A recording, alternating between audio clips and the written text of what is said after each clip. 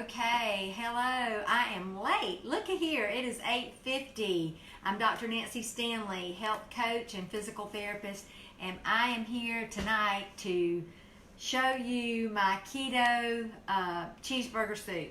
And it is so delicious, and I will be posting, let's see, hey Dolores, I will be posting the ingredients a little bit later, but maybe down in the comments. But just Google keto cheeseburger soup because this one is different. And here's why it's different. I got home, I didn't have any bacon. And so you can't cook bacon keto cheeseburger soup if you don't have bacon. So what I do, I'm sorry Rita, I'm a little late. Let me tell you what I've been doing. I've been signing up a couple. And he has severe diverticulitis, found himself in the hospital for a week. And you know what? He's going to get better. And so I said, look, let's take all the time we need. My Facebook fans will wait and they can see the replay. But so watch me now. So what I got back here in the pot is I've got some kettle and fire bone broth. So the recipe called for chicken, but I'm using beef. So I'm going to put beef bone broth in mine. So I put two cartons of this, and then I put a whole head of cauliflower, an organic cauliflower. Here's what's left of it. Now let me tell you what else I did that is just makes sense, all right? What doesn't make sense is to throw this in the trash. Look at that. That is an organic cauliflower. This, if you were to break this off and bite it, it would taste like cabbage, all right, which is what you make slaw out of. So I took it, cut it off, chipped it up, and put it in that. And why did I do that? Because it's nourishment. It's good, organic, leafy greens. I'm not going to throw that in the trash can. Uh-oh, I got a low battery sign popping up here, so I may have to cut this a little bit short. All right, so sorry, here we go. I think I'm a little bit sideways. But anyway, so here we go. So I've got that boiling. I've got the cauliflower. I've got the soup. And let me tell you what else I have. Here's what I had in my refrigerator. Some cilantro. And I don't know that I'm going to be using that this week because I'm going out of town. So I took off a big handful of that. I cut it off and I put it in there. Who says you can't put cilantro? This is nourishment, okay? Probably not very much toxin sprayed on that. It's not organic, but I doubt they sprayed much toxins on it. And then I wanted to add some seasoning, so I just sprinkled some dill on it. So here we go. I'm letting that boil so that the cauliflower can get soft. And I put in a cup of almond milk, okay, unsweetened almond milk. And so what I've got here in this pan, I know I'm skipping around.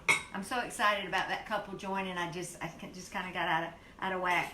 But I put a pound of organic grass-finished beef. I did a video last week about the difference in grass-fed and grass-finished. So grass-fed is what most cows are. They're fed on grass and then they're shut up and fattened up and slaughtered, but they're fattened with grain. And I don't want to eat an animal that ate something that I wouldn't eat because I don't eat grains. So grass-finished means they eat grass all the way to the slaughter. So here we go. So I got a pound of that. I've got about 5 green organic onions chopped up in here, and some avocado oil. And then I put in some sausage, some organic nitrate-free sausage in that, and I just brown that in the pan. So I'm going to take this over here. This is my soup, and I'm going to stir in a cup. Well, you know, a handful is a cup, isn't it? A cup of this cheddar cheese, okay? I'm going to stir that in and let it melt. I don't want to stir it all in at one time. I'm going to let it melt so it won't be clumpy. So I'm going to let that melt. And then I'm going to stir in a little bit more. So that was actually about 3/4 of a cup. So this is the rest of my cup. So this recipe is going to have 2 cups of cheese. So if you're lactose intolerant, your aged cheese is going to be a better cheese because it's going to have less sugar, milk sugar, which is the lactose. So I'm going to put that in there. And then I'm going to spoon this. Let's see if I can do this. This big old skillet, I love it, but it's a little tricky to use. So I'm going to spoon this in. So this is my meat. Okay, spooning that in. Let's sit that back in here. All right, now, so here we go. Look at that. That is going to be delicious. Okay. Of course, I added some salt. I think I told you I added about 2 teaspoons of dill. You can put Italian seasoning. You could put whatever kind of seasoning you like. Okay. So I'm going to, all right. And here's one more thing I'm adding just to give it, I'm trying to get my leafy greens. So in the microwave, I cooked for about 5 minutes, a bag of organic spinach, okay? I didn't cook it in the bag. Don't cook it in the plastic. I cooked it in this glass bowl, and I'm going to spoon about half of that into this soup, okay? So here we go, and at the last minute, well, I tell you what, before I put that in, I'm going to chop up the cauliflower with my little handy.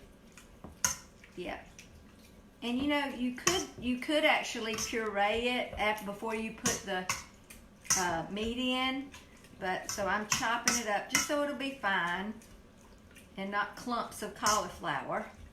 Honestly, the taste, some people don't like the taste of cauliflower. I like the taste of it, but honestly, once you blend it in with this, all of this is going to be delicious. And I'm going to pour in about 3/4 cup of heavy whipping cream, organic heavy whipping cream, okay? And I'm just going to tell you, this is going to be good. All right, so let me get my spoon out so I can taste it. I'm really tasting to make sure that it's got, oh my gosh, that's really different. That combination of the cauliflower, the dill, the hamburger, the beef broth, beef bone broth, it's just delicious. So you could add some more cheese, but really this is good. Okay, so let me sit this over here. I might let that cook just a tad more, just kind of blend the flavors a little bit. All right, so I want to talk to you about something. But first I want to show you this. This was my prize today. Oh my gosh, look at that. So I went to see a patient and went and did a home evaluation where we go and make sure that everything's okay for them to leave and go home. And when I drove up, I saw chickens running around, and I was like, "Oh my gosh, I gotta find out, do they have farm fresh eggs?" And sure enough, they do. And when she brought them out, she gave me this. What a gift, okay? I saw these numbers on the top, and I was like, what is that? It's the date that they collected them. Isn't that cool? So this one says 29, 1, 2. So these were just hatched, not hatched, just laid today. How awesome is that, to get eggs from a chicken the day of? So I'm going to boil some of these because I want to make some egg salad, and that's going to be delicious, okay? So maybe I'll do that tomorrow night. Oh, the other ingredient I forgot was the cilantro. I added that in, and that gave it just a little bit of twist. Okay, so let's talk about the health tip, all right? One of the things that I teach my clients is you don't need snacks. Snacks the word snack, where did that word come from anyway? That was created by the food industry, and guess why they created it? They created it so that you would buy them. Look at your cabinet. Look at people's grocery buggies. It's mostly snacks. I'm talking about soft drinks and chips and honey buns and Debbie cakes and pecan squirrels and Cheetos and Cheez-Its and crackers and popcorn and chips and granola bars and snacks. It's not really food. It's snacks. Why would you, and hundreds of dollars. People are spending so much money on snacks. So let me just say that snacks are what's going to derail you from dropping weight and being healthy, because your body is going to constantly be in a processing, digesting mode, and your gut never has time to rest. So here's what I want to tell you. It takes your body about 12 hours to digest a piece of pizza. All right, they did a study on college students, and they found out that it was 12 hours before that pizza was digested. So think about it. If you eat pizza at 6 o'clock at night, you've probably put more food on top of that before you go to bed, and then you ate breakfast, and then you ate lunch. So before you got to the next day, you had eaten at least 1 or 2 meals. And so your body never, your gut never gets a chance to totally be empty. And so that's why we're having so much fatigue. Your gut can't handle it, and your digestive system can't handle it. And that's what the bloating is all about. Most of my clients on about the 4th or 5th day say, I can't believe that I'm not bloated. Many of them went through the holiday and did great. And a few went further off the reservation than others. Hey, Debbie, I'm so proud of you. You did great. All right. So if that bloating, what they say, most of my clients say is, gosh, when I eat anything now, like a piece of bread, I feel terrible. And the reason is because you have given your gut a chance to begin healing, and then you throw those toxins back on it, and it's difficult. It makes it difficult. So I want to encourage you, if this is your first time on here, give me your email, because I send out about 2 times a week. I send out health tips. I send out information about how to be healthier, how to think healthier. You know, I say you have to start at the top to get to the bottom. And it's the story you're telling yourself that gives you permission to do what is either right or wrong. So this client that I met with earlier, so he told me, he said, I went to a meeting today, and he said, I've been trying to eat healthier, and he said, but they had fried fish, and I just had to have some fried fish. And so later in the conversation, I said, you gave yourself permission to do what you knew was not going to help you, but you gave yourself permission. So I would ask you the question, what are you giving yourself permission to do that you know is not healthy? And it may not be around food. It may be around how you're talking to your spouse, or how you're talking to your children. Or maybe it's you're not going to bed early enough. Or maybe it's using drugs or drinking too much alcohol. Or, let's see what else, spending too much money at Christmas.